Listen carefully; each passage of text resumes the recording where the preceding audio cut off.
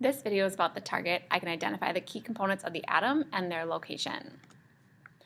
So the key components of the atom are essentially the protons, neutrons, and electrons. Those are the three subatomic particles.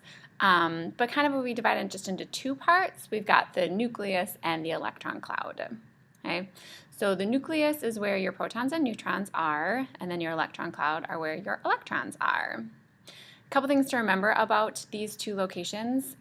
Your nucleus is positive, and that's something you've probably never really considered before. But inside your nucleus, all you have are protons, which are positive, and neutrons, which are neutral. So the actual interior of the atom is positive. The electron cloud, because it consists of electrons, obviously, are negative.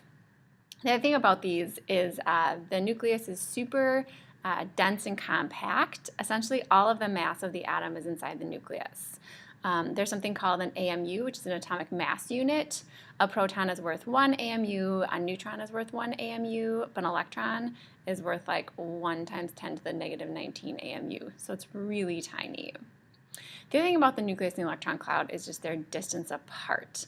So there's a whole bunch of analogies, but people talk about how, like, if you put a penny in the middle of a football field, basically the nearest electron would be like the goalposts. So we've got lots of empty space in the atom.